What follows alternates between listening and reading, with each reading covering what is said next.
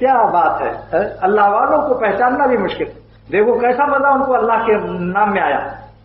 ایک بزرگ ہیں، گزر رہے تھے. ایک رئیس مالدار 80,000 دینار میں ایک خوبصورت لڑکی کنیز خرید کر لایا. اس کی وہ کنیز گھوڑے پر سوار ہو کر صبح ٹہلنے جا رہی تھی. 2-3 خادمات عورتیں اس کے پیچھے بھی تھیں گھوڑے پر. اتنے میں ایک بزرگ سامنے گزرے، مجذوب کی تھے، اللہ کے عاشق تھے. ان سے اس نے کچھ مذاق کیا کہ بھئی کیا ہے تمہارا، ہماری قیمت کیا ہے تمہارے نزدیک. اس بزرگ نے ایسے ایک نظر دیکھ لیا. وہ اچانک اس نے پتہ نہیں کہ مرد ہے عورت ہے، پتہ تو نہیں چلتا پہلے سے. کہا نہیں تم تو چارانے کی بھی مہنگی ہو.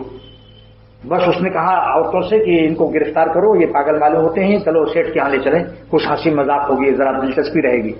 کہا آپ میرے سیٹھ کے یہاں چلیں. کہا اچھا چلیے. گئے. سیٹھ صاحب نے کہا کہ بھئی یہ ہماری خادم کنیز جو ہے اس کی کیا قیمت ہے آپ کے یہاں.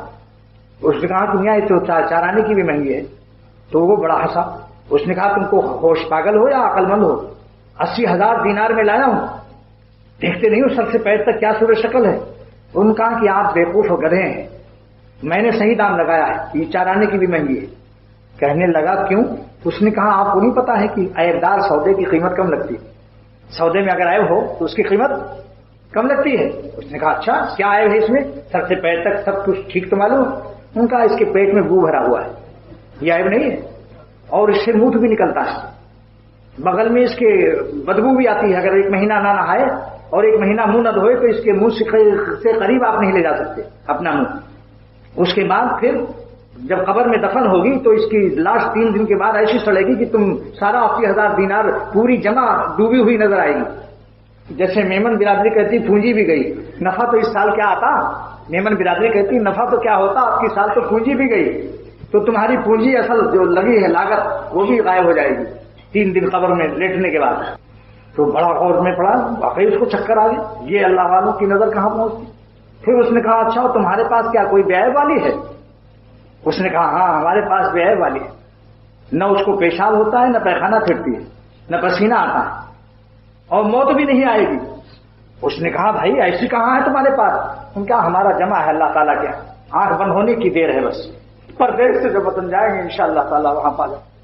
اس لیے دوستو دنیا میں اپنے زندگی کو سوائے اللہ کے کسی چیز پر اپنے دل کے بہلانے کی بنیاد اور سہارا مت ڈالیے. سیدھی بات عرض کرتا ہوں، نہ اس میں کوئی فلسفہ ہے، نہ منطق ہے، نہ کوئی عربی کی لغت ہے.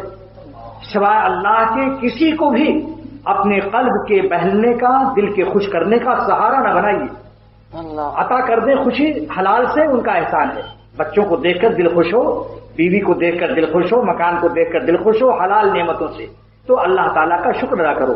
الحمدللہ الذی بنعمتہ تتم الصالحات.